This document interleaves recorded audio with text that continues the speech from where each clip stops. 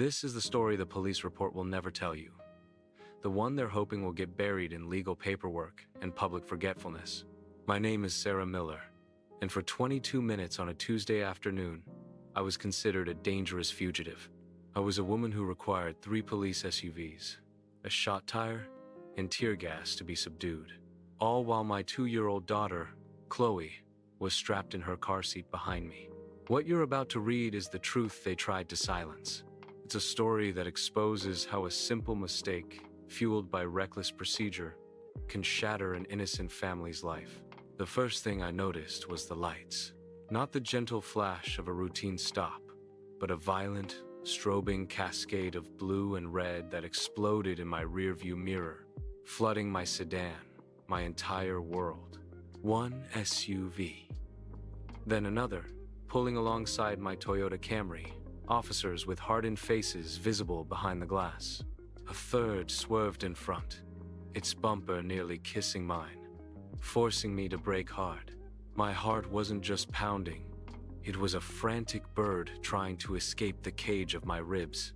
Okay, just pull over, Sarah, I whispered to myself, my knuckles bone white on the steering wheel. I was terrified, but compliant. I was a mother on her way home from the grocery store. I guided my old, blue Camry onto the shoulder, the tires crunching on loose gravel. The scent of Chloe's new strawberry-scented baby shampoo from the store still hung in the air, a cruel, mocking contrast to the chaos. I rolled down my window, my hands visibly on the wheel, ready to explain, to comply. That's when I heard the pop. Not loud like a gunshot, but a sharp, sickening times thwomp asterisk. The car lurched violently to the left. They had shot my front tire. Confusion curdled into pure, undiluted terror. Why? What is this? I shouted into the rearview mirror, my eyes darting to Chloe. Her little brow was furrowed, her lower lip beginning to tremble. Before I could process it, a canister clattered through the open window, landing at my feet. It hissed, and a cloud of acrid, white smoke erupted, filling the car in seconds. The world dissolved into a burning, suffocating haze. I couldn't see. I couldn't breathe. My lungs were on fire. I fumbled for the door handle, but my body was convulsing, betraying me. But the worst sound, the one that will be etched into my soul forever, wasn't the pop or the hiss. It was the sound from the back seat. Chloe's confused gurgle turned into a choked, wheezing scream. A raw, primal sound of pain and terror a child's voice should never, ever make. In that moment, I wasn't a woman. I was a mother, utterly helpless, listening to her baby being chemically assaulted by the very people sworn to protect us. If you're a parent, you will understand the feral, helpless rage that consumed me. We are a tribe defined by the instinct to protect our young, and I had failed. The next few minutes were a blur of shouting, of being dragged from the car, my face grinding into the rough asphalt. The cool, gritty texture against my cheek was a bizarre anchor to reality. I was handcuffed, my eyes streaming, my body heaving.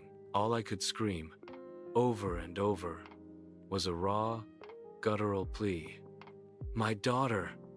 My baby is in there! Get my daughter! They pulled Chloe out.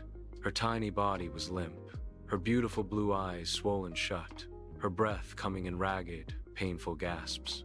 They laid her on the grass, away from the car, but made no move to help her. They just stood over us, their weapons now holstered, their job seemingly done. At the station, the terror was replaced by a cold, simmering dread. They processed me, took my fingerprints, and put me in a cold, concrete cell. My clothes still reeked of tear gas. My only demand, my only prayer, was to know about Chloe. Where was she? Was she okay? After what felt like an eternity, an officer finally spoke, his voice devoid of any emotion. The child is with a social worker. She needs a hospital, I pleaded, my voice cracking. Not our jurisdiction, he replied, turning away. It was then, in the sterile silence of that holding cell, that a bizarre detail surfaced in my memory. As they were dragging me away from my car, I'd seen one of the officers, a young one, staring at my license plate. He had a look on his face, not of triumph, but of profound confusion. He'd looked from my plate to a sheet of paper in his hand, and back again. He'd opened his mouth as if to say something, but a senior officer had barked an order, and the moment was gone. It was a flicker of doubt, a single, misplaced puzzle piece I couldn't yet place. Hours later, I was released without charges. No apology, no explanation. Just a vague muttering about a developing situation. My sister had picked up Chloe. We drove straight to the emergency room. The doctor confirmed chemical-induced respiratory irritation and severe conjunctivitis. The bill was astronomical. When I called the police department the next day, asking for responsibility, I was transferred, put on hold, and finally told to file a formal complaint. The truth didn't come from them. It came from my neighbor, Brenda.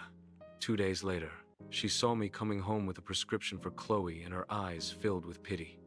"Sarah," she said, lowering her voice. "It's about that guy, Derek, your neighbor." She pointed to the townhouse directly opposite mine. It had been empty for weeks. "What about him?" I asked, a cold knot tightening in my stomach. "He's a major cybercriminal.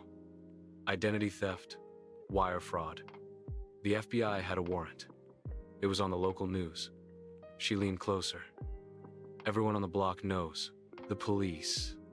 They've been staking out the place. They said he drives the same car as you. A blue Toyota Camry." The world tilted on its axis. A blue Toyota Camry. The same make, the same model, the same damn color.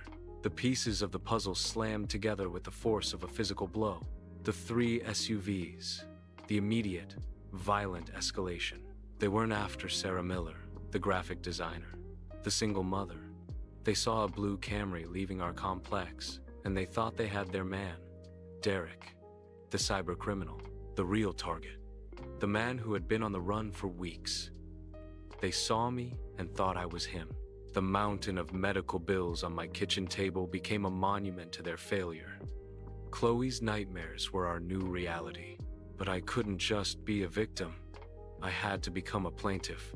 I hired attorney Rebecca Carter, a woman whose calm demeanor hid a will of tempered steel.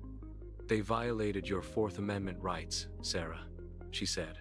"They used excessive force and endangered a child. We're not settling for an apology. We're demanding justice, and the court will put a price on their negligence." Filing the lawsuit forced the police department to listen. Their first offer was an insult, a paltry sum that wouldn't cover half of Chloe's medical bills, contingent on a strict non-disclosure agreement, a bribe for our silence. "We decline," Rebecca told them. "We are going to discovery." Discovery was where their fortress crumbled. Rebecca subpoenaed the dashcam and bodycam footage. In court, the videos were damning. There I was, hands on the wheel, complying. There was the shot to my tire, the tear gas canister tossed into a car with a visible child seat, and the audio captured the young officer's voice, laced with confusion. "Sarge, the plate. It's not a match. The last 2 digits are off." The senior officer's growled response. "It's close enough. He's running. Take him down." Close enough. Those 2 words hung in the air, a testament to their negligence. Next came the internal memos. Emails discussing the surveillance on Derek explicitly stated the target's license plate ended in 17. My plate ended in 71. They had the right car, the right color, and the right street, but couldn't be bothered with the right license plate number. Rebecca presented Chloe's medical records and bills. A child psychologist testified to the lasting trauma, the night terrors, the fear of loud noises and strangers. She made the court see my daughter not as a line item, but as a traumatized little girl. Faced with this irrefutable evidence, the city capitulated. On the eve of the trial, they agreed to a substantial settlement. It was a 7-figure sum, carefully structured to cover all of Chloe's past and future medical expenses, including long-term therapy, compensation for my emotional distress, and a significant amount for the pain and suffering inflicted upon my child. When the funds arrived, I didn't feel happy. I felt a profound, weary sense of closure. The money wasn't a reward. It was a resource. It was Chloe's future security. It was the system, however reluctantly, being forced to acknowledge its catastrophic failure and pay the price. The officers involved were suspended and retrained.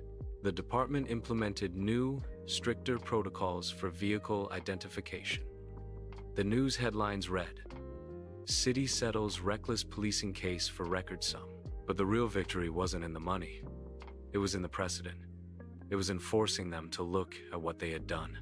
I look at Chloe now, playing in our living room. The nightmares are less frequent.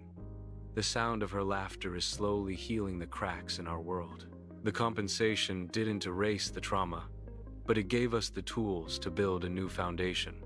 They wanted to sweep it under the rug, but we forced them to buy us a whole new house. And in this house, we are learning to feel safe again. But the final, lingering question remains for every citizen. How many others have to fight this hard just to get the justice they deserve?